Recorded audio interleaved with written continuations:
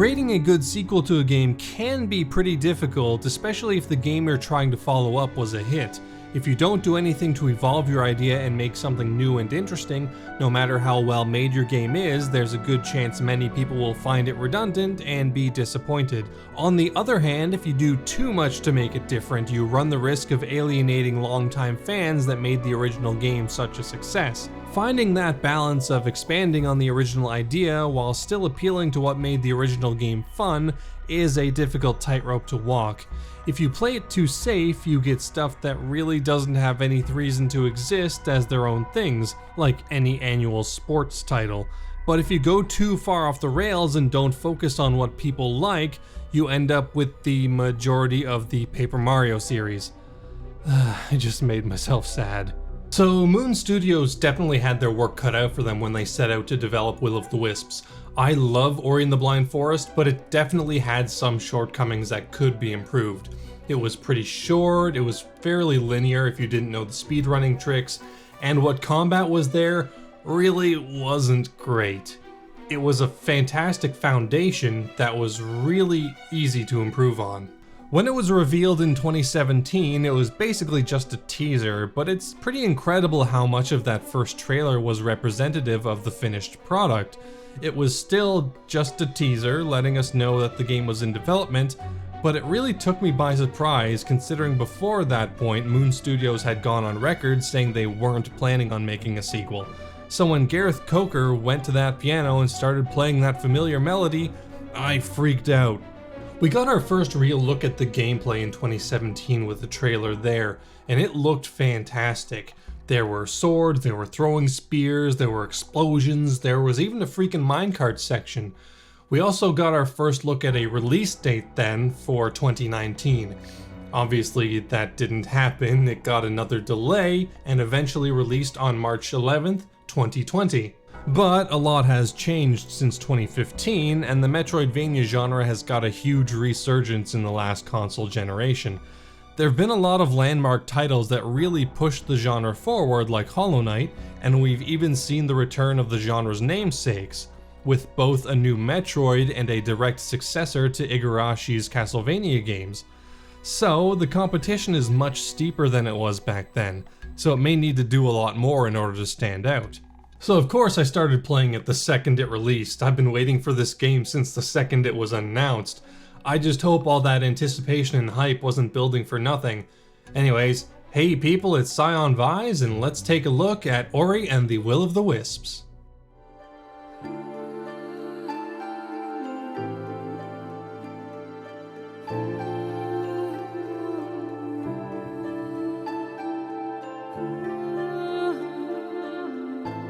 Oh, it's so good to be at this title screen again. It just feels like home, you know? And if you played the first, you'll notice that it's basically identical to its title and menu screen. Well, aside from the obnoxious press Y to sign into your Microsoft account notice. Sorry, I'm not gonna do that, Microsoft.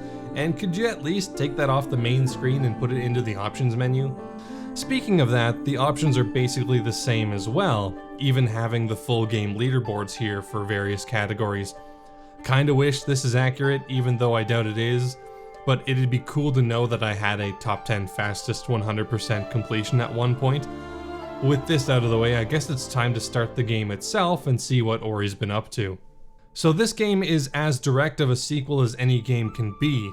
Ori and the Blind Forest ends with Kuro's last egg beginning to hatch, and Will of the Wisps begins at that same moment. Ori's just chilling in the swallow's nest when it's called back to see the hatchling by Gumo, who apparently lives with Ori and Naru now. Okay. They name this baby owl Ku, after which time passes. Eventually Ku tries to learn how to fly, but it was born with a damaged wing and therefore can't fly on her own. Gumo, being an intrepid chap, basically builds a splint for her wing using the last feather from Kuro, allowing her to fly, and she and Ori hit the skies. They follow some other birds to a nearby island as a storm coincidentally brews that knocks them out of the sky, which is where the game proper begins. Like any good Metroidvania, the main character, for no apparent reason, has lost all the abilities they gained in the previous adventure and is left with only the basics. The main difference from Blind Forest is that Ori can wall jump immediately, but that changes pretty quickly. This game carries over a large number of the original game's abilities and mechanics. You have Bash, Dash, Light Burst, Kuro's Feather, Double and Triple Jump, etc. These all function basically identically to the way they do in Blind Forest, so returning players should feel right at home for the most part. Ori feels pretty much the same as in the first game too, so they haven't really tweaked the core platforming mechanics, which is a very good thing in my opinion. It was basically perfect to begin with, so there wasn't a whole lot to improve on there. Ori seems to run a little bit slower than before, but that could just be my brain playing tricks on me, so don't take that as fact. The health system is very similar as well, it even looks the same as it did originally, but there's a lot more subdivision of the damage values now. Each life cell is equivalent to 10 HP, and while you'll see a lot of enemies that deal damage in values like 10 or 20, etc., with certain mechanics you can reduce or increase that, so you'll see enemies do weird amounts of damage and leave you with awkward looking life cells. Spirit Wells return too, and they're identical to how they function in the definitive edition of Ori and the Blind Forest. They fully heal life and energy, they save the game, and you can teleport around using them. I definitely found myself using the fast travel much more often in this game, since the game world itself is far, far bigger than it was in Blind Forest. The last major returning feature from the first game are the mini dungeons and escape sequences. The mini dungeons are much less frequent, there's only 2 in Will of the Wisps, one of which is the final area, so that's a little disappointing. But it really isn't that big of a deal. The escape sequences are much more frequent in comparison, but the trade-off is that they're generally shorter and less difficult than their Blind Forest counterparts. This is a good compromise though, as while they are shorter and less difficult on normal mode, I found them quite a bit less forgiving on hard mode. So if you're looking for that good old Ori and the Blind Forest escape difficulty, you can still get it. And that's pretty much everything that returns in its original form. Now it's time to talk about things that have been added and changed, which is way more than you'd think before playing it. Within a few minutes of arriving on Niwen, the setting for this game, Ori gets access to the double jump, as well as one of, if not this game's most important addition, the Spirit Blade. We'll talk about that in a bit, but I want to go over a few more general changes first. It's a new game, so of course there are new movement abilities. First and most importantly is the Grapple. This ability works basically like a long-range bash that normally doesn't affect enemies at all. This is a good addition in my opinion. It adds new options to get from place to place, but doesn't invalidate any other ability. Next, there are 2 abilities that have very similar functionality. Burrow lets Ori dig through certain parts of the ground and basically lets him swim in the earth, complete with a dash that can hurt enemies. Swim Dash just gives that dashing functionality to Ori when swimming. It also allows for large jumps out of the water when dashing, Burrow giving the same ability for dirt. Those are the main ones you'll be seeing throughout the majority of the game, and you'll use them often. There is one more, being Launch, which you get near the very end. This one basically invalidates a huge portion of Ori's other moves. It's a full bash that you can do every single time you jump, which you need nothing to bounce off of, and it doesn't even cost any energy. I'm glad it's a very endgame ability, since if you got it early, there'd be very little reason to use Bash, Grapple, Dash, or even Light Burst. Thankfully, that's not really a problem for 99% of the game, and is really only useful in my opinion as an endgame cleanup tool for collecting stuff you may have missed earlier. Of course, not every ability is going to be game-breakingly useful. For instance, one ability, Flash, which lets you light up dark areas, is really only used for half of one area and one very small sub-area. You get maybe 20 minutes of use for it max throughout the entire game, and it obviously feels really underused. It does damage enemies slowly, so it has that, but that's basically all it has. And it's a main upgrade, not an optional purchasable one either. Anyways, most of the new abilities are great, and at worst, they're either too good or just meh. But as long as it helps Ori get around the world better, I'm okay with it. Because really, that's still this game's bread and butter. Even with 1 or 2 less than stellar abilities, the great ones definitely make up for it and then some. It's still super fun to move around in Will of the Wisps, and that's definitely aided by its level design. The level design is something that is fairly similar to its predecessor but has gotten a noticeable overhaul. It's much more intricate and interesting, and they've done a lot to change the structure of the world. In Ori and the Blind Forest, while there were some areas that were connected with others, the overall structure of the world was very linear. There was very little in terms of doing things in different orders unless you knew all the different physics exploits and bugs to allow you into places that you're not supposed to be. Ori and the Will of the Wisps is much more open. The game is linear for the first couple of hours to give you some of the new abilities and introduce you to the characters, and to give you a goal beyond just saving Ku. After that point, the world is basically your oyster, for the most part at least. There are 3 things you're going to need to find, and you can go about them in any way you want. Because of this, the level design had to be much more intricate and allow for a lot of different ways to solve problems and progress. For instance, in order to get to the Luma pools, there are 2 ways to go about it.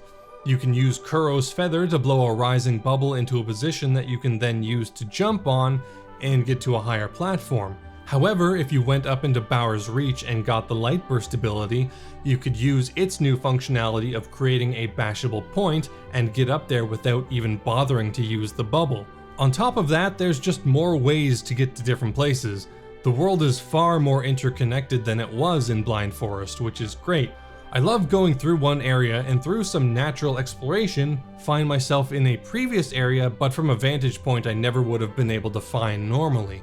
I really like this approach to level design. In Ori and the Blind Forest, there were lots of fun things to find around the world, but due to the game's linearity, you'd always be backtracking to find these things, since you'd never really get to an area without the required abilities and not have much reason to go back in the future. In this game, it's much more organic. You're much more likely to just find things by playing the game differently rather than being forced to backtrack every single time. In Ori and the Blind Forest, there were really only Spirit Light, Life Cells, and Energy Cells to collect. Ori and the Will of the Wisps turns the collectibles up to 11 by splitting life and energy cells into halves, while making finding things much more meaningful with the addition of the Wellspring Glades and NPCs. When you find the Wellspring Glades, you'll find a bunch of NPCs like the cute little Moki, Ophir and Twillin who sell upgrades, Mote, a lizard who shows you stats, and most importantly, Grom and Thule. Wellspring Glades isn't a great place when you first see it. It's full of vines, it's really difficult to get anywhere. That's where Grom and Thule come in.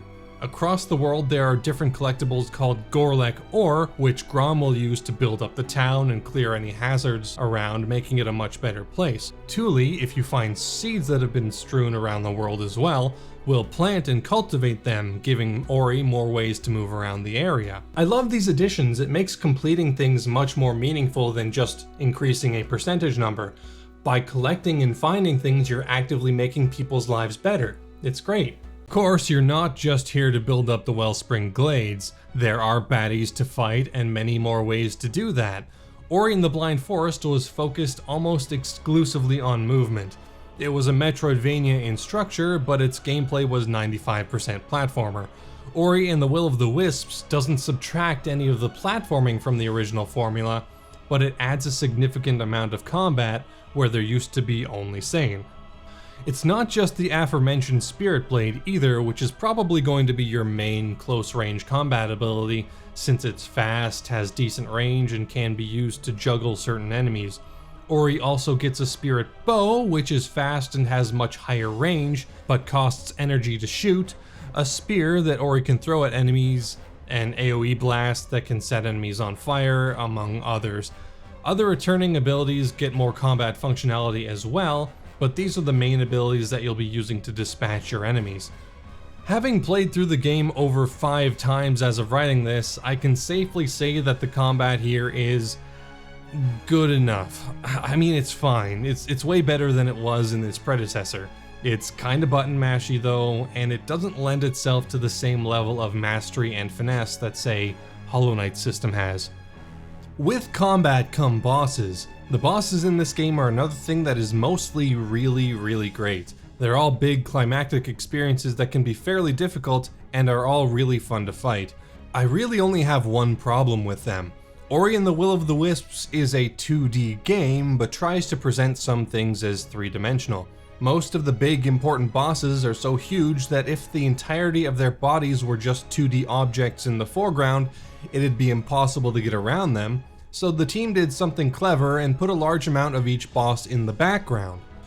The issue with that is that it isn't always clear where that line is, and that can lead to a lot of damage taken until you learn exactly where each boss's hitbox starts and stops. Most of the time this isn't an issue, but I have jumped into a few unnecessary hits due to weird hitboxes, and I have died because of this at least once.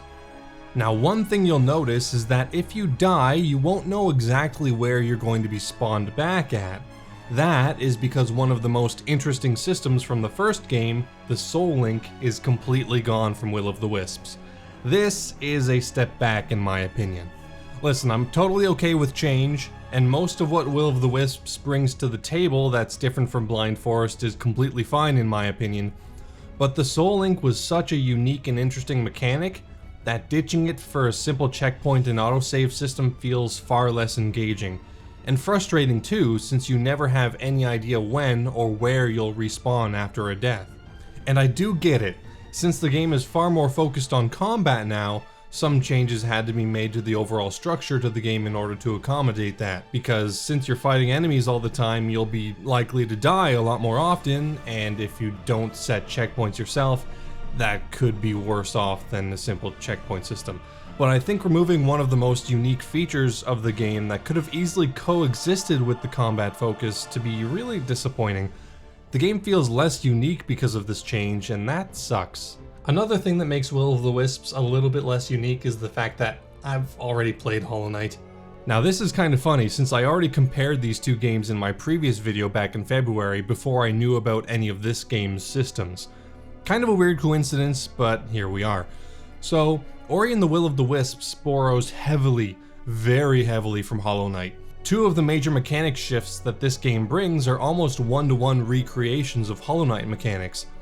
Like, none of Ori's abilities are gained via level ups anymore. Spirit Light is no longer an experience mechanic, instead it's a currency. And many of the abilities Ori unlocked via experience in the first game are now bought in the form of shards, which are essentially the same thing as Hollow Knight's charms. They're passive abilities that you can equip in specific slots that can be swapped out at any time. This is a good mechanic and it makes the game better in my opinion, but they could have put some sort of twist on it.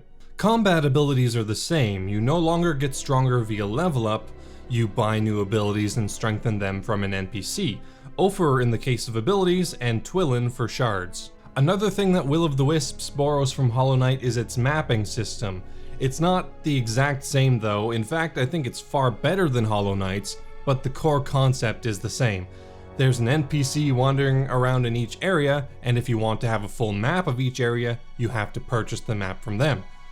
Thankfully, unlike Hollow Knight, where you were completely stranded until you bought the map no matter what, and you couldn't even fill out the map until you bought the quill, you can still fill out the map on your own if you don't want to bother with the map. And like Hollow Knight as well, if you want, there are upgrades to the map to show certain things on it that you can buy from the mapping NPC as well. There are other things too, but I don't want to spend any more time just listing off things that Ori borrows from Hollow Knight. Long story short, is Hollow Knight ended up being an incredibly influential game in this instance, and just in general I think, to the point that it can be a little distracting if you're super familiar with it, like I am. Not to say that's a bad thing necessarily, Hollow Knight did so many things so well that no game is really going to be much worse by trying to follow in its footsteps. Ori and the Blind Forest had kinda carved its own identity in the Metroidvania genre though, and that is a little bit compromised thanks to this. It's not a shell of its former self or anything, it's just wearing its influences on its sleeve a little bit too much. Its visual identity, however, is just as strong as before, if not more so. From a pure graphical fidelity perspective, Will of the Wisps isn't super different from Ori and the Blind Forest, but what is different is that the world has so much more visual depth and density from the previous game. Areas are so full of visual details in both the foreground and background that it's incredible. Ori and the Blind Forest looks positively bland in comparison, and that's a beautiful game in its own right.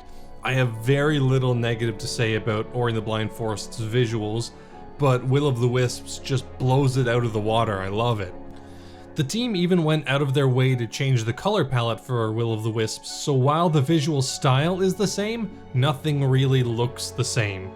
This gives Nguyen its own feel. You really feel like it's a different continent with its own completely different ecosystem. Audio is a bit harder to pin down. The sound design here is fantastic. The sound effects, the backgrounds, even the voices for all the characters is super charming and a joy to listen to. But I do have to be that guy that says that there were a few things that didn't sit right with me. First, the dash ability no longer has the sound effect from the first game, which is a downgrade in my opinion.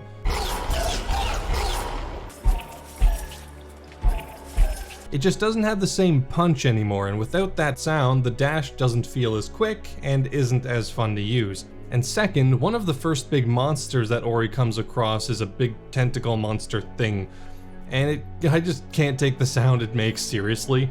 It's like literally just the guttural gargling sound that anyone can make if their throat isn't super dry.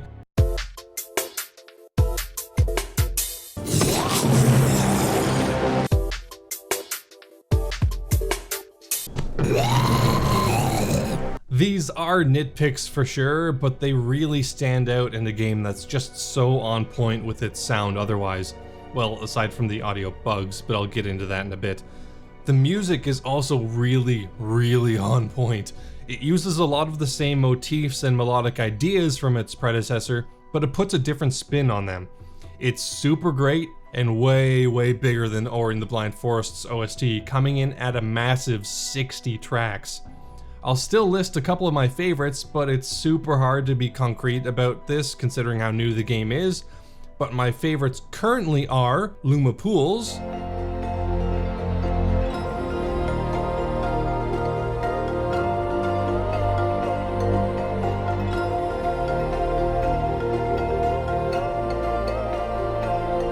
Mora the Spider,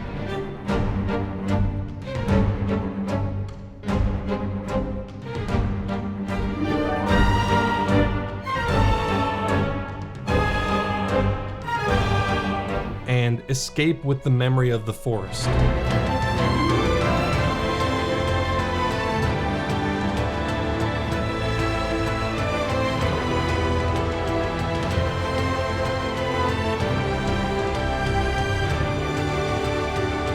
One last thing I want to touch on before we head into the story is the game's performance and stability.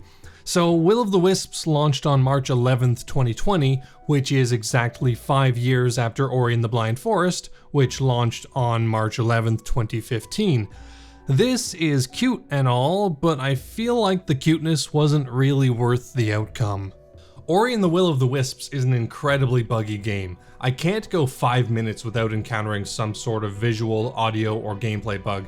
I'm not going to list everything that has happened since that would take forever, but these bugs include, but are not limited to, visual effects playing at the wrong time, entire swaths of sound effects disappearing from the game, clipping into geometry, having infinite speed while using bash underwater, and I even encountered one bug where Ori just disappeared. Like, everything else was working fine. The map and menus all worked as expected, but Ori was just gone. Not invisible, gone. Thankfully, most of these bugs are fixed with a restart, but I really feel like this game needed another month or two in the oven to really clean up these issues and launch in a more stable state. Okay, with all that out of the way, it's time to talk about this game's story. There's more here overall than Blind Forest, but it's still pretty light overall on plot.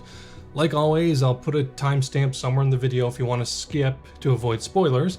Anyways, here we go. So where we left off, Ori was alone in this new place with one goal, to find Ku. He soon meets the forest's guardian, Quolok, who tells Ori that Ku is in the Silent Woods, and the path to the Silent Woods is blocked by corrupted water. So, Ori's first goal in Nguyen is to head to the abandoned mill and get it started up again, in order for him to travel to the Silent Woods and rescue Ku. In the mill, Ori is chased by the thing causing the corruption, a weird tentacle monster. After a chase sequence, which is clearly the escape the team put the most work into, as it is absolutely stunning to watch, Ori is then able to head into the Silent Woods. It turns out that the Silent Woods is a dangerous place guarded by a massive owl beast named Shriek. Shriek is the master of the Silent Woods and seeks to keep them that way. So anything that makes any significant noise is bound to attract her attention. Despite that, Ori and Ku need to find Kuro's feather since they can't return to Nibel without it. But they make too much noise on their way and Shriek finds them. Cornered and unable to defend herself, Ku is killed by Shriek, and all Ori can do is bring her body back to Quolok's Hollow. I don't know, this death kinda seems like just a way to get Ku out of the picture so we can get back to Ori platforming. It was unexpected for sure, but yep, she just dies after like 15 minutes of screen time. Anyways, Quolok tells Ori there is a possible way to restore Ku back to life. If Ori were to restore the Light of Niwen and revive its spirit Willow, the Willow would have the power to bring Ku back to life. Quolok gives Ori the voice of the forest, which will guide Ori on his way throughout the journey to find the other 4 pieces of Niwen's light. This is where the story kinda dies off for a while. A lot of things happen, but the vast majority of the things that happen aren't really plot relevant. So I'm going to skip a lot of the small little things that happen. I'm doing this for a reason, however. Since Ori and the Will of the Wisps is far more open than Blind Forest was, after you get the voice of the forest, there are 3 ways to go, and you can do them in different orders. The only plot relevant thing that happens in this section happens in the Luma pools. You meet Quolok there as he's decided to help you search for the strength of the forest, which is hidden somewhere in that part of the world. A little bit later, the Moki say that there's something wrong with Quolok and tell Ori to hurry and help him out. However, to everyone's horror, the tentacle monster has possessed Quolok and is using him to kill Ori and take the voice of the forest for itself.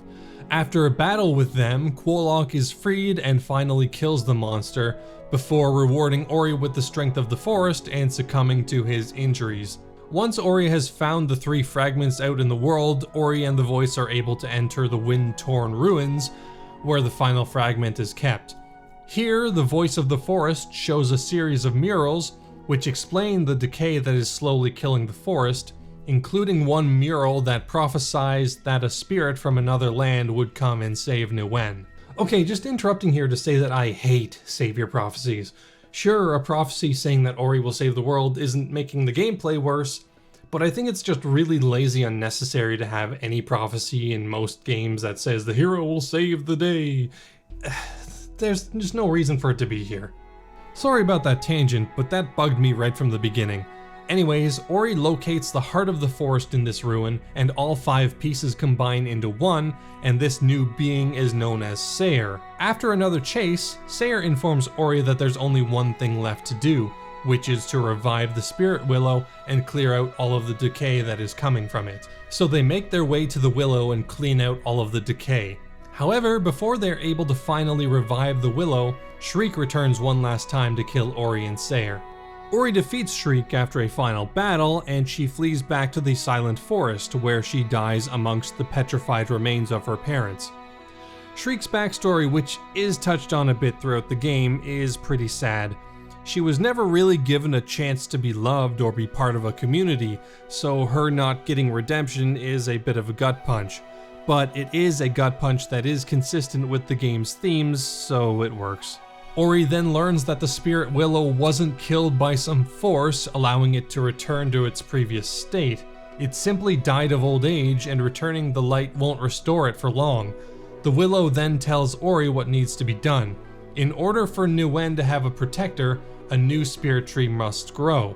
And in order to do that, Ori must merge with Sayer and begin life anew as Niwen's spirit tree. So, Ori sacrifices his life, essentially, to grow as the new spirit tree.